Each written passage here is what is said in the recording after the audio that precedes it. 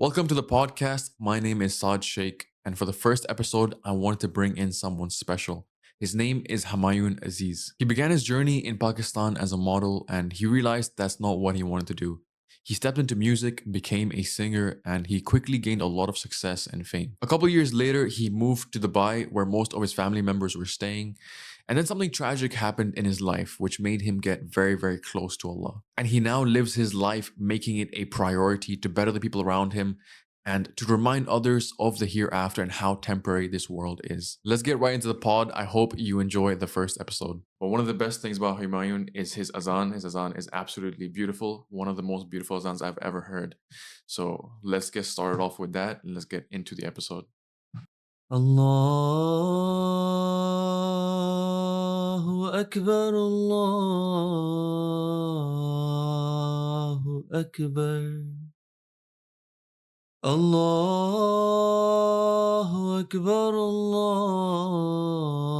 الله أكبر أشهد أن لا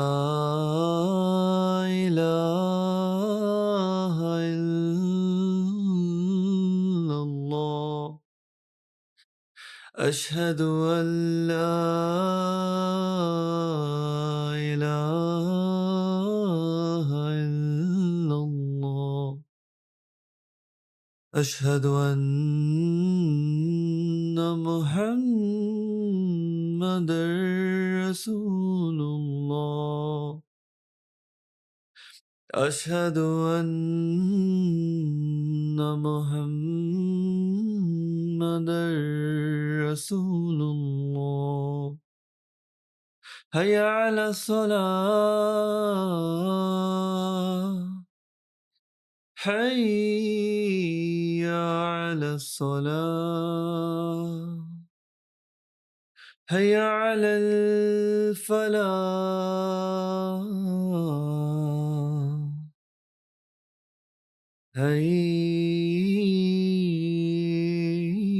هيا على الفلاح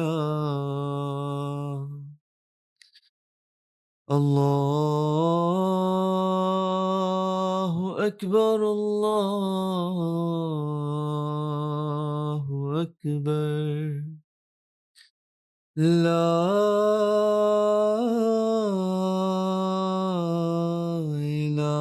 إله إلا الله Humayun, thank you so much for that azan. That was absolutely beautiful. When did you realize you had this talent to give your azan? Was it from a young age? You also mentioned you previously had a music career, so I'm pretty sure that had a part to play in it, correct? So there is a national anthem. Okay. So at that point of time, sometime my teacher used to bring me forward to recite Nasheed. Uh-huh. So I used to do that, and my class fellows, my teacher used to like it. So that was the time I realized that I can do it. Okay. And Azan is like, obviously, I since I feel uh, peace in Uh-huh. Islam in everything which I follow. Um, if it's related to bring me closer to Allah, Uh-huh. I feel peace in it. And Adhan is like, when I heard the hadith, that on the day of judgment, Uh-huh. the people who call Adhan, their necks will be, longer. Yes. And they, since that time, I wanted to call Adhan, and in our masjid Yes, yes, where yes. you also sometimes Yes, comes, yes. and we both go there. When Muslim goes, he gives me this opportunity to call Adhan for the Fajr. Yes, yes. I've heard your azan, and it was first time was in Jummah prayer. And I heard it and I'm like, this is absolutely beautiful. And I'll be completely honest, it almost made me tear up because I'm like, this is the first time I've heard this azan. And I've lived in this community for over a decade or for a very long time. Mm. And this was the first time I've ever heard that azan. Again, you mentioned that you first started off in music. What made you take a step away from music and say, you know what, maybe I want to follow something that's more Islamic and step away from music? What was the transition? Yeah, there's there are details, Saad. Living music, living that charming life was never easy for me. Mm-hmm. And it's never easy for anyone, because when you are under the limelight, people are looking up to you, and they are talking about you. It feels good, Mm-hmm. especially when you are young. But subhanallah, I feel like that, Allah Ta'ala has some mysterious ways of calling people towards everyone. I believe everyone, Of course. every individual gets a wake up call Yeah. at some point of their life. Yeah. Because on the day of judgment, it won't be fair that people will be saying that I never got any message, a sign. Mm-hmm. So I believe there were some incidents in my life which, wherein I felt that there is a need to relook at things the way I'm doing. Mm-hmm. And the important thing was the sickness of my elder brother. Mm. I started my career with modeling. Okay. I was doing some ram catwalks when I was young. Obviously, like anyone else, I had some looks and my long hair, MashaAllah. and so people were pushing me that I should consider everyone, like Mm-hmm. every other person was telling me that I should do modeling. And when I was in Pakistan, and obviously I belong to a humble family. So when I went into that lifestyle, I saw that in modeling, you Mm-hmm. know, uh, I saw different things. Mm. Showbiz is not as charming Yeah. as it seems to be, Mm. and I saw the women's in a very inappropriate manner, Uh-huh. the way they used to talk, the people over there, the way they talk to each other, and their mentality. It was like all about me and myself. Mm-hmm. So I felt that I don't belong to that field. Mm. I left it and I joined music because I learned guitar. And when I was singing along with guitar, people again, Cheered you our on. society, Yes. our society, comes and appreciates you Yes, yes, for yes. those things which you should not do. So people started saying that, okay, you got talent. Okay, why don't you then just pursue it properly? And then I started music, and because in that I never had to look at other people Mm-hmm. to sign me, to give me the opportunity. I was the owner of myself. Uh-huh. I was a good writer. I just realized that at that point of time that I can write it songs. And the first song which I released was Jalta Raha. Mm-hmm. uh, I joined a guy and we made a band. He was a guitarist, a very good friend of mine, and still we are in touch. So we made this song Jalta Raha. It was broadcasted all over in Pakistan. It was broadcasted in India. In the ranking, when there was a song Aadat Si Ho Gayi Hai Mujhko. This song belongs to Jal Atif Aslam. Okay. When this song was on number one in a Mm-hmm. top 10 chart, Uh-huh. my song was on number two. Really? Yeah. MashaAllah. And then this song was broadcasted in India, and Uh-huh. there also in the top 10 chart, it was on seven. Oh, really? So I actually, the career seems to be promising. Mm-hmm. I could write, I could sing, I could play.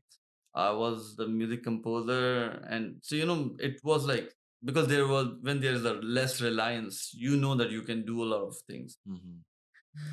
But then uh, but I was not feeling the peace Mm-hmm. inside my soul, inside my Yeah. heart. I always used to feel that there is some emptiness. Maybe Something's now, wrong, yeah. maybe when I'll be famous, then maybe I'll feel that thing. So, but in the meantime, my brother was here. He was a different person altogether.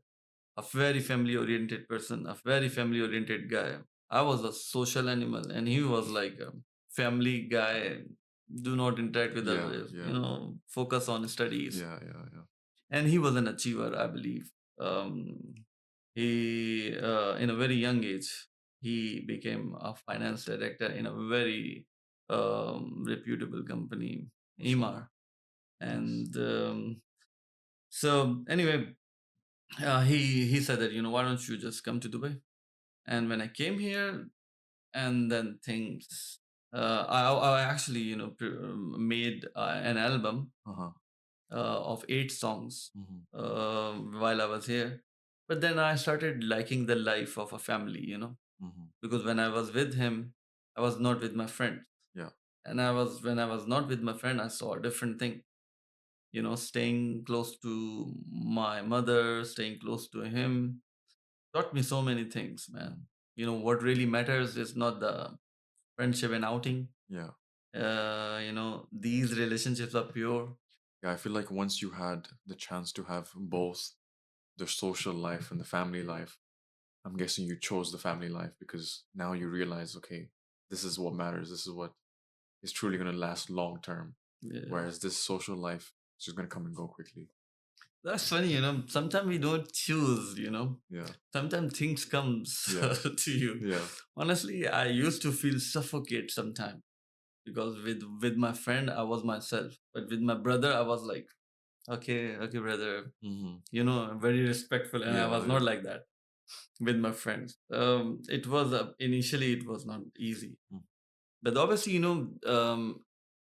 one thing I realized that you know that purity is what every human being is looking for.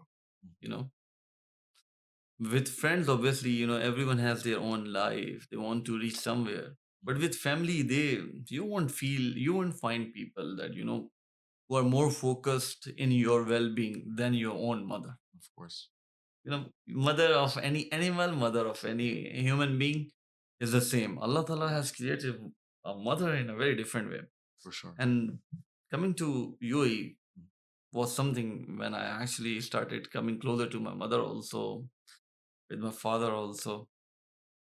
And so coming back to the topic, how it changed my life.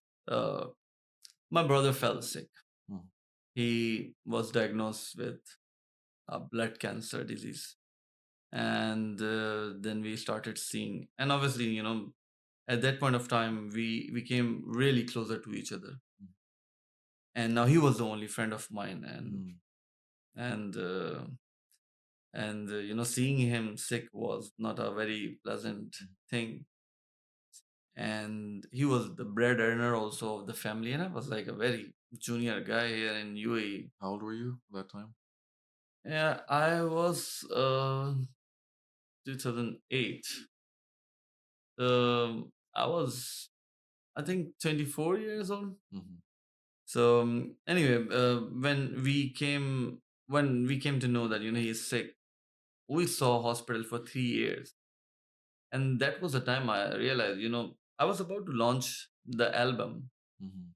but with this news, and anyway, I was not feeling like releasing it because I was not comfortable with that music anymore. Mm. When I saw the family life, when I spent time with my brother, we used to play tennis and all, cricket, tennis. Those were my things with him. But then I realized, the life is really fragile, Mm. and eventually he passed away in 2013.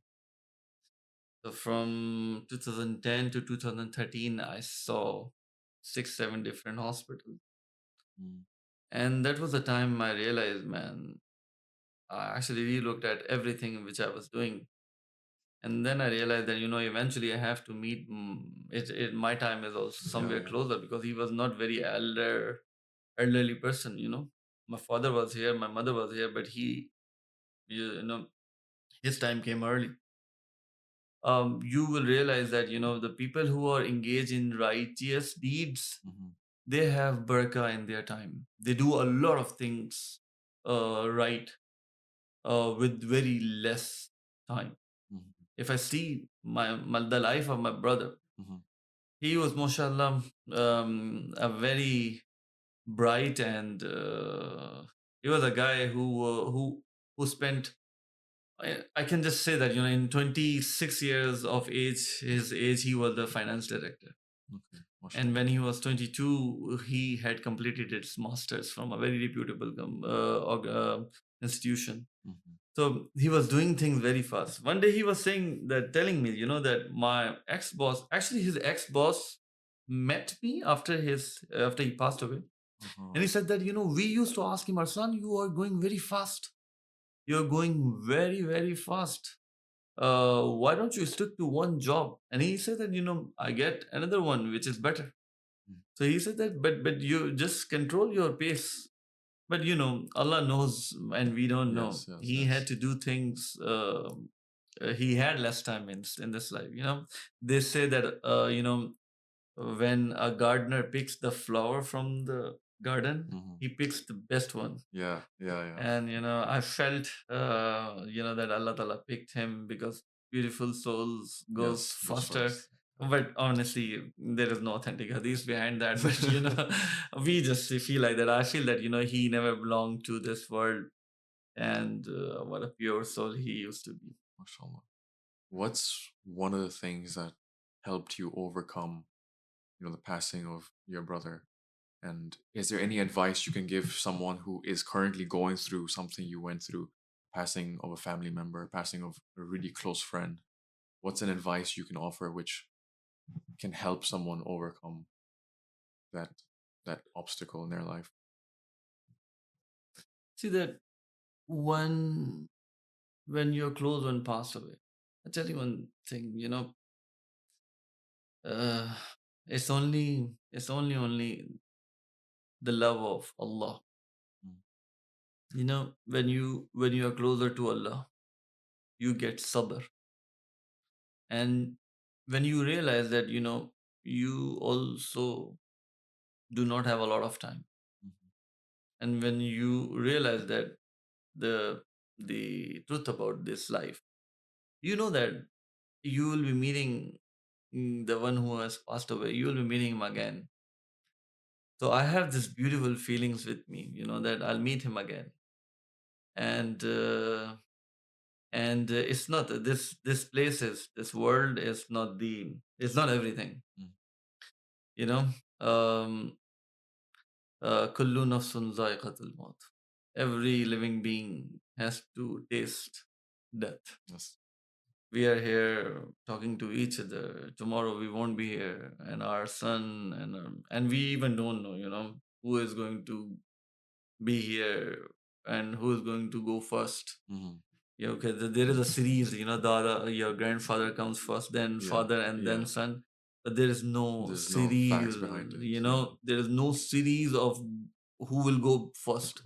Like my brother passed away, my father was here, Mm.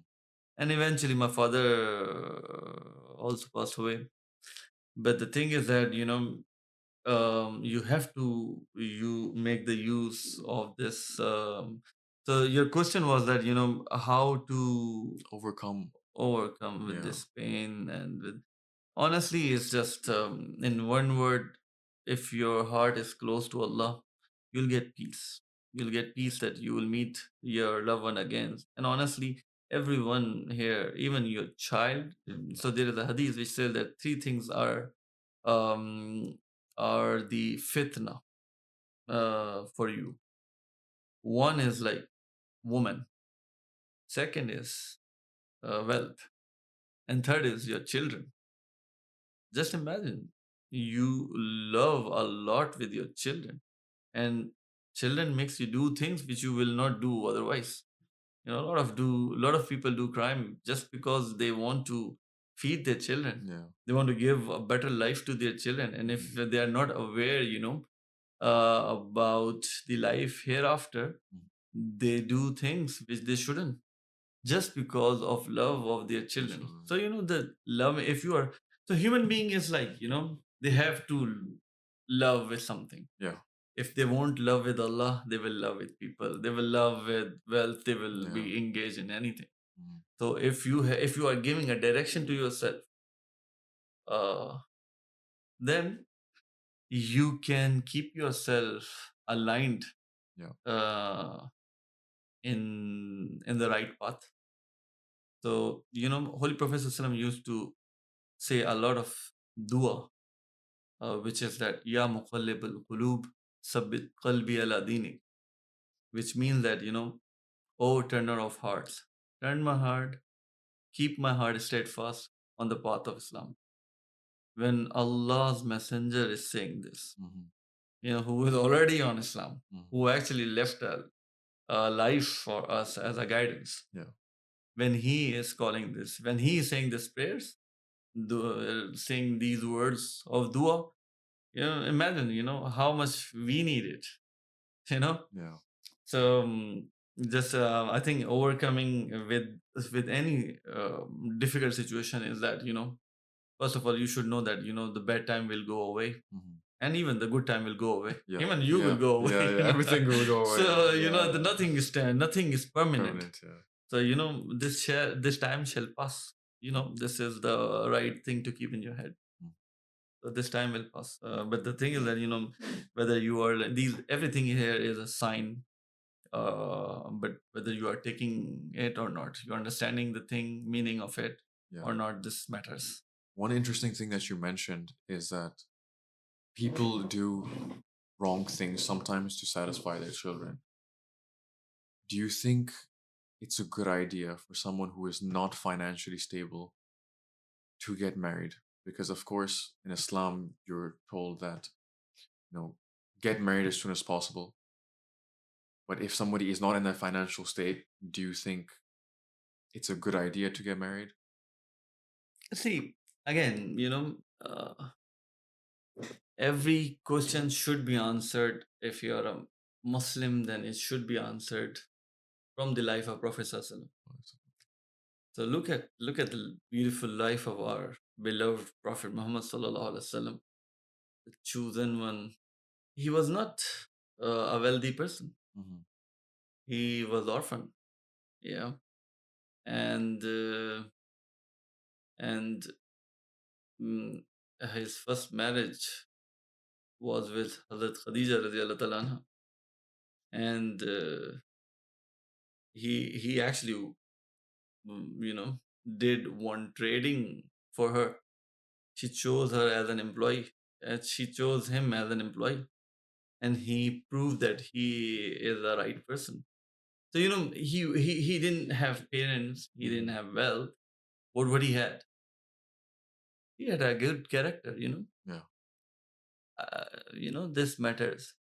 So was this a question at that point of time that you should be wealthy? No, it was not a question.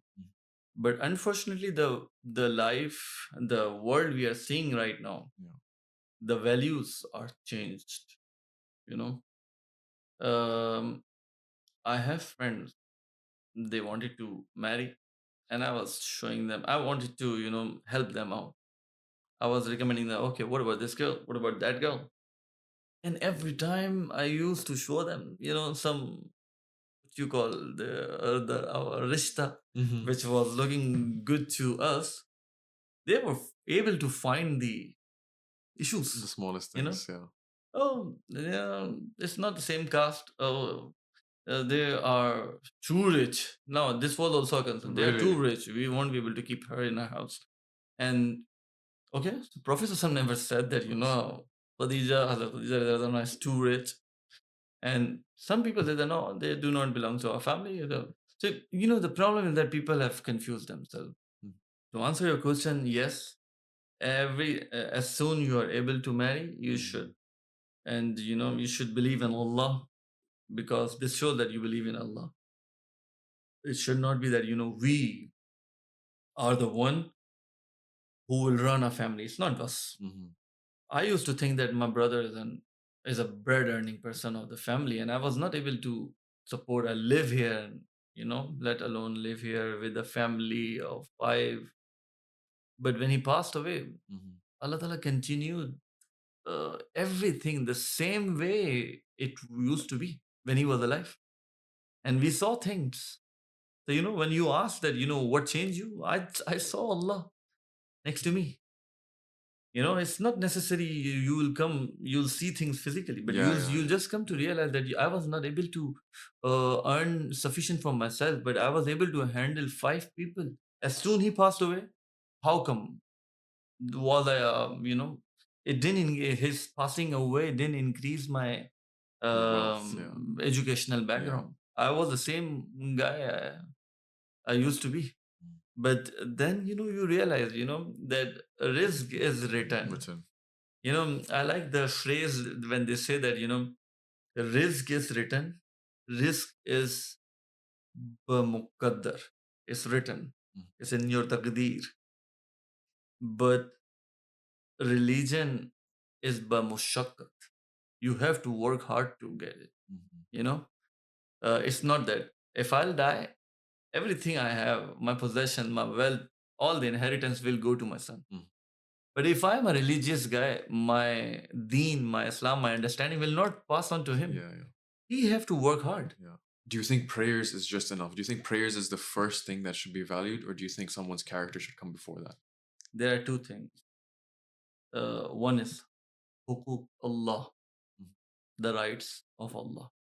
And there is another thing, which is hukukul ibad, the rights of a human being on you.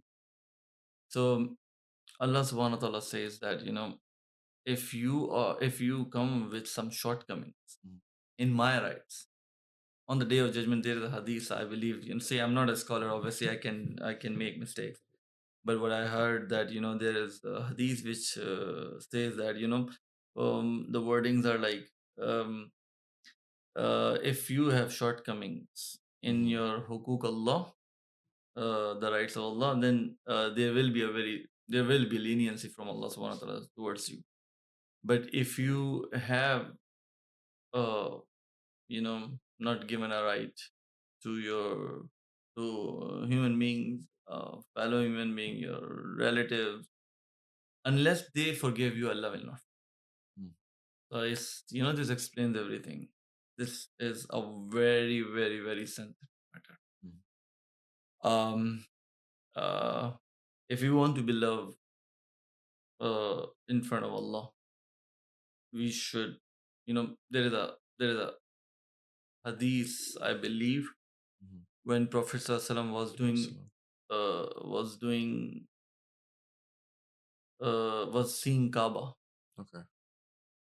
So, if I say anything wrong, just forgive me for that. No, it's completely fine. But it's just that, what I heard, I'm just trying to pass it on.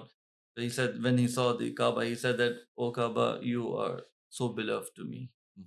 and so beloved too."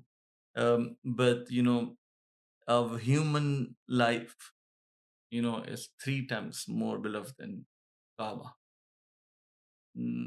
This explains the value of a human being.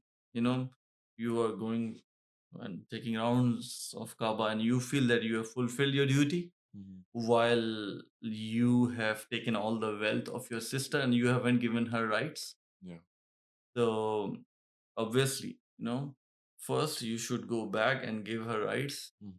and distribute the inheritance in a Mhm. proper way, and then you come to Allah, and then it holds some value. So to answer your question, prayers are important. Mhm. Obviously, we are lucky to have a connection that, we can directly connect ourselves with Allah subhanahu wa ta'ala at any given point. Yeah. This is a blessing. Of We course. should feel blessed.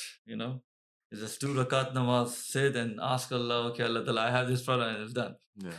But the thing is that, your character is really, it matters a lot. If you see the life of Holy Prophet ﷺ, for the 40 years of his life, he Yeah. was not a Rasul. Mhm. Yeah, you know that he I don't know was. the exact number, Yeah, but I know it okay. was a large So portion. he became a Nabi when he saw Jibreel, Uh-huh. and when he came to know that he is a chosen one. Mhm. Before that, 40 years of his life, he was just a normal person, but he was famous for two things: His uh, character. Amin, Sadiq, and Amin, the truthful, and the person who takes care of the others, I mean, I don't know how to say it. It's amanat. He takes care of the things if you Uh-huh. just give him something. So, so for the 40 years of his life, when he, that very famous story when he went, when he came to know Prophet Sallam that you are the Rasul, and now tell the people that what the message you have. Uh-huh. He went on to a client, the mountain, and he asked everyone. He called everyone. He said Yeah. that if I say that there are warriors coming from the backside of the enemies are coming Mhm. from the backside of the mountain, will you believe? So everyone said that, yeah, we will believe because you are Sadiq, you say truth. Yeah, yeah, yeah.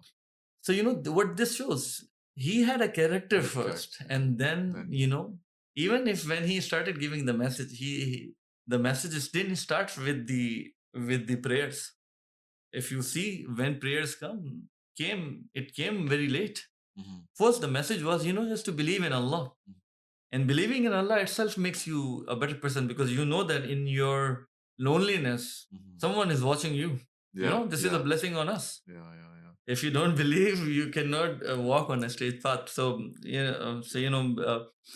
keeping yourself straight onto the straight path. If you are not, see, if you are praying Mhm. and your character is not reflecting it, Yeah. in your loneliness, you are a devil. And when you are dealing, when you have some matters to deal with, and but you lie, and there your balance is always towards yourself. Mhm. And so what are you praying then? Mhm. It shows that you Of course. you don't believe in Allah, so who you are standing in front. And when you believe that Allah is watching you, you are in front of Allah every time you feel that, Yeah. then it will all automatically stops you. So Yes, yes, yes. I think character comes first. Yeah, yeah, yeah. And prayers, you cannot, obviously, mandatory prayers should Yes. not be left, but it should go with character. Eventually we want to go in Jannah, Yes, of course. Right. so both things goes together. Okay, okay. Okay, I think we spoke about a lot of good things, and I really loved hearing the Azan. Thank you. Inshallah, we will speak more in our next episode. I'd love to have you back on. But I think for today, this was all for today. I really loved again having you on. Thank you so much for coming on as our first guest. So again, thank you so much for coming. Thanks for calling me, Saad, and giving me the opportunity. Obviously, I'm not the best friend to share the stories, but there are lessons in everyone's life. Of course. And Islam is a thing, the one thing where I would like to end this session is that, um, the time is so short. Mhm. You know, um, if we are not doing the right thing, which is taking us closer to Allah, then we are engaged in something which is wrong. Something that's displeasing. Yeah. So is that the one thing we should focus on, is that to follow the Prophet Sallallahu life. This is the easiest and the shortest. If the questions which I answered was nothing from me, it's just we just have to simply reflect. We just have to keep the life of Prophet Sallallahu in front of us, and all these questions will be addressed. Yeah. So one thing which I say to all youngsters, that try to learn the life of Prophet Sallallahu, and that is the only solution which will keep you on straight path, So, Sirat Mustaqim, and that will lead you to eventually closer to Allah, and eventually Jannah, for where we all want inshallah. to go. Inshallah. Okay, thank you so much, Thank Humayun. you. I look forward to having you on, inshallah, in the future as well. Inshallah. And again, thank you so much for coming on. You're welcome, Saad.